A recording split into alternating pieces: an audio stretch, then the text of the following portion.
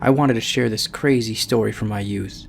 It's kind of long, but I hope you can use this.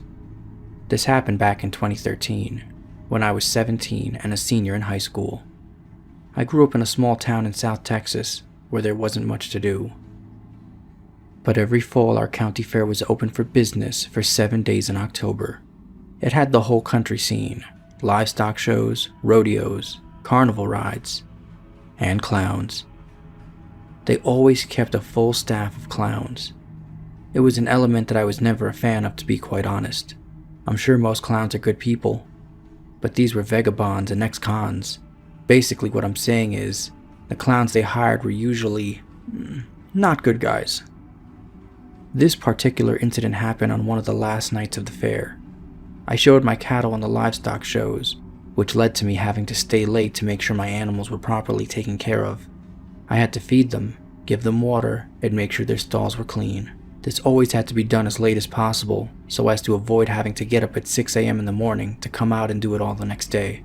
To kill time while waiting to do all of my tasks, I'd hang out with my friends in the carnival area and the pool hall. Typical small town fun.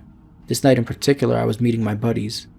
Let's call them Jay and Red, in the carnival area. Jay was a tall, skinny guy who was kind of a wimp, but overall, a really nice guy. Red was a big redhead guy, kind of a loudmouth, but a solid friend to have. Anyways, I met up with him at the ticket booth. As we were purchasing our tickets, a pretty big clown, like 6'3" with a big frame, was manning the front entrance. He stopped us to try to have a laugh. "Cruising for babes?" he asked in a stupid clown voice. Yeah, totally, man," I responded awkwardly. "What a pity. The cute ones are always straight," he said. Not that any of us are against anything like that, but that's an odd thing to say to 3 minors, especially when you're in your 40s. But we moved on. As the night went on, it seemed like he was never far from us. He would never be close, but a clown like him is hard to miss. I asked Jay and Red what they thought. Red didn't seem to notice him, but Jay agreed, and said we should leave the carnival and go shoot some pool. After about an hour of shooting pool, Jay went home, leaving just Red and myself. The grounds closed at midnight. It was about 11:30 when I checked my phone. I knew it had been a long day because my phone was nearly dead. I told Red I needed to go check on my animals, and he offered to go with me. Looking back, I should have said yes, but like the idiot I was, I declined his offer. I knew I could finish in 20 minutes or so if I was fast with it, so he went home. As I walked over to the livestock barn, I saw a group of clowns going into one of their trailers that they stayed in while they were in town. This put me on edge, because of the whole clown incident from earlier. Any sound I heard, I'd get anxious and look around. I'm not exactly a small guy either, and back in those days I had a reputation for being kind of a hard-nose, but I've always been terrified of clowns, and it's a fear I still hold to this day. Feeding my animals and cleaning their stalls took longer than expected. Before I knew it, the lights cut off, which was something they did at midnight. I had to use the flashlight on my phone to finish up my work. That's when my phone died. I wasn't too worried because I was finished with my work, but now I'm in this dark barn by myself. It was strange. Even the cows were quiet, and the grounds were empty. I just had a feeling of being trapped. Like if I'd walk an inch, I'd fall into something. I heard something fall over and almost jumped out of my skin. I could have sworn I saw someone moving in the shadows, but I brushed it off to me being paranoid. It was only about 100 yards to the nearest exit, so I started walking in that direction. I kid you not, as soon as I rounded the corner out of the barn, there was the same clown from earlier.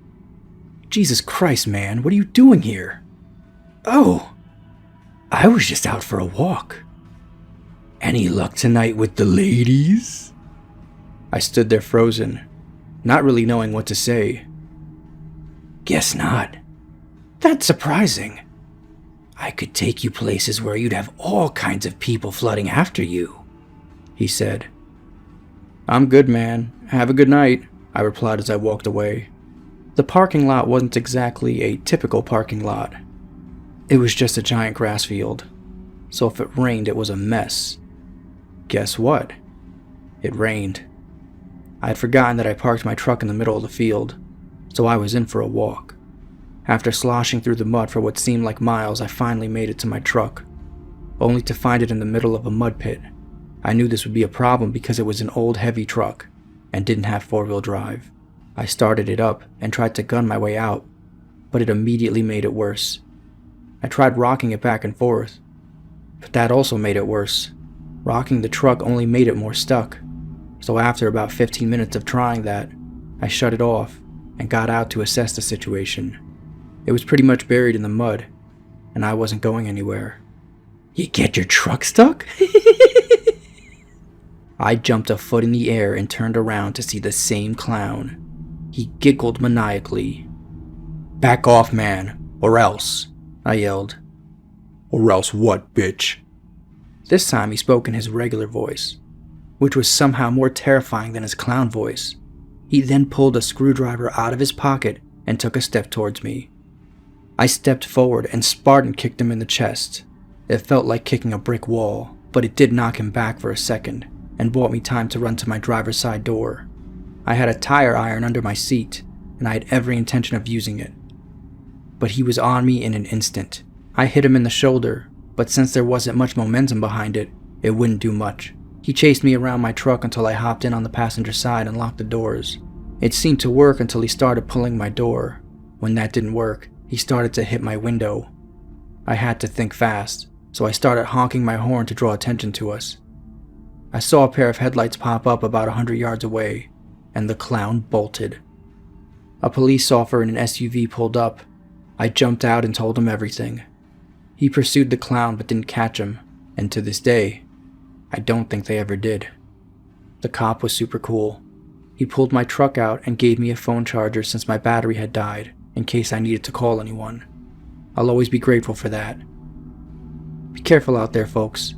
You never know who could be watching you.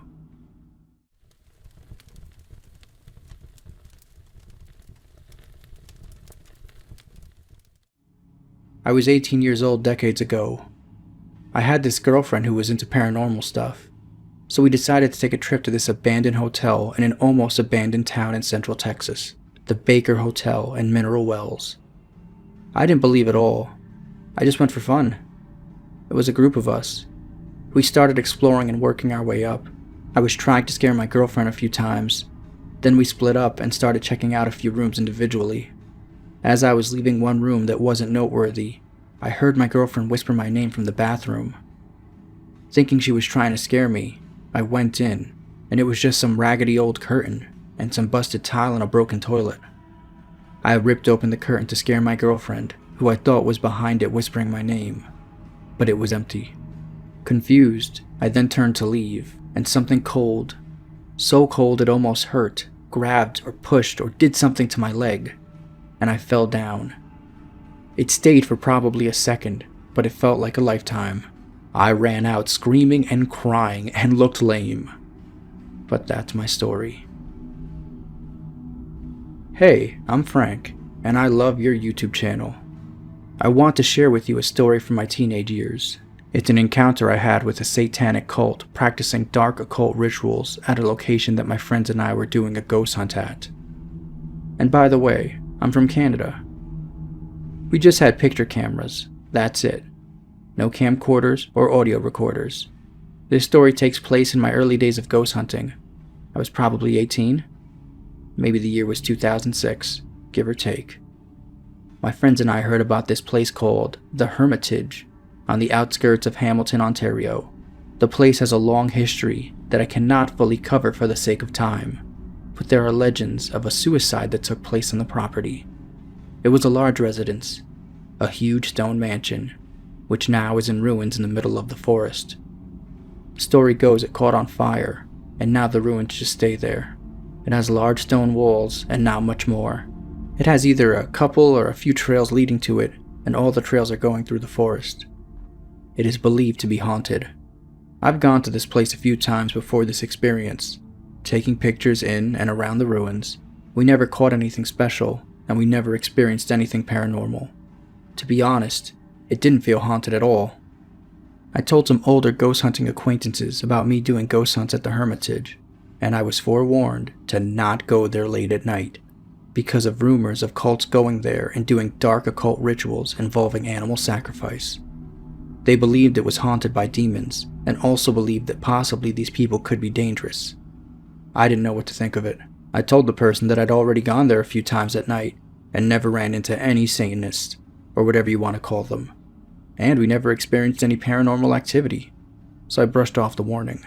Even though we didn't have any frights from ghosts, it was still a cool and eerie place to go at night. When one travels to the Hermitage's entrance, it is blocked off and one cannot park their car on the grounds. But back then, just a little ways away from the location, down the road, there was a parking spot on the side of the road for 2 cars. We traveled there in a black van with my baby mama and friends and parked the van at this little spot. There was 4 of us. We all got out of the van and proceeded to go into the darkness onto the trail that led to the Hermitage. It was like a 7-minute walk through the dark forest. It was actually wintertime as well, so the trails were covered in snow and ice. The trail wasn't all on flat ground. It would go up and down hills in the forest. It was a little eerie, but nothing too crazy. It didn't feel like we were being watched or anything like that, but walking through a forest in the middle of nowhere, late at night, is naturally scary in any location, even if it isn't haunted. As we finally reached the Hermitage ruins, we did our normal thing. Just walk around, take pictures, and sometimes talk to the wind, hoping spirits would hear us in an attempt to try to invoke paranormal activity. This involves asking them to make noise, or for them to show themselves, and sometimes even taunting. But like the other nights before, literally nothing happened, and we didn't capture any cool anomalies in pictures. Now, from what I remember, there are only 2 trails that lead to the Hermitage ruins. I could be wrong. It's been a while since I've been there. To be honest, after this experience I'm about to share, I didn't go there for many, many years. But if you were to look at the Hermitage from a topographic view, like Google Maps or blueprints, picture the entrance from the road being at the bottom, and a trail to the right and a trail to the left. If you were to go to the back of the Hermitage, there is no trail, just dense forest. My baby ma, friends, and I were at the very back because we heard this is where the animal sacrifices occur, so we thought maybe we could capture some activity, perhaps take a pic of a demon, or an animal spirit. We took a bunch of pics, and still nothing. Now here comes the scary part. As we were getting bored of this location, we collectively decided we should head back to the trail we came from to walk through the forest back to the van. As we are making our way towards the trail, we spot 5 individuals in black robes, walking in a trance, almost robotically, almost like how soldiers mark all synchronistically. All 5 of these guys' legs moved at the same time. It gave off a weird vibe. Then they all stopped, so when they stopped, we could see the sides of them. They were turned a 90-degree angle to the right of us, while being literally right in front of us. I estimate probably only 10 feet from us. When they stopped, they all synchronistically turned at the same time. It was very bizarre. Like in perfect synchronization. When they all turned in synchronicity, they stared at us for a few seconds. We could not see their faces because it was dark. We could only see the dark, scary silhouettes of their robes and hoods. I noticed the dude in the middle had what appeared to be 2 long metal bars, one in each hand. So when I say middle, he had 2 guys on the left of him and 2 guys on the right. As they stared at us for what seemed like 10 seconds, the guy in the middle with the bars started banging the bars together.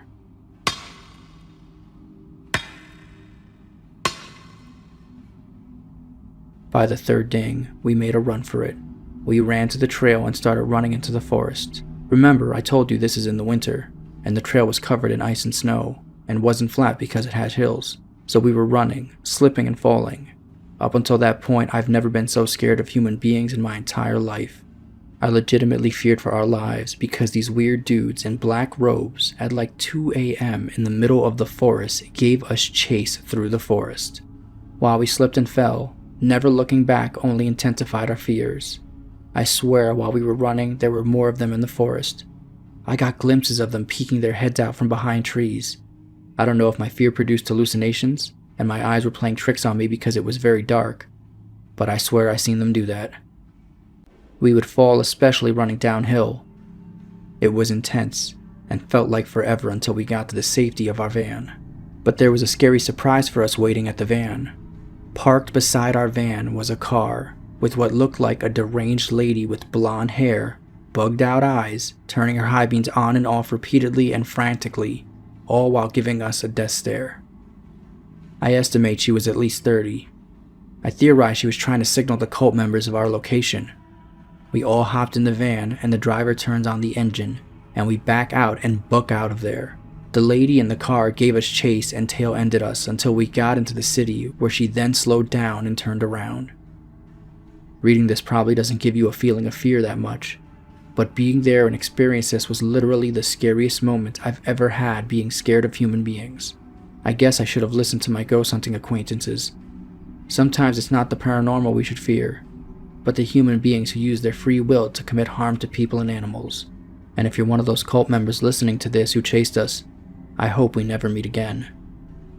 Thanks for reading my story. Hope you feature it on your channel. Sincerely, Frank.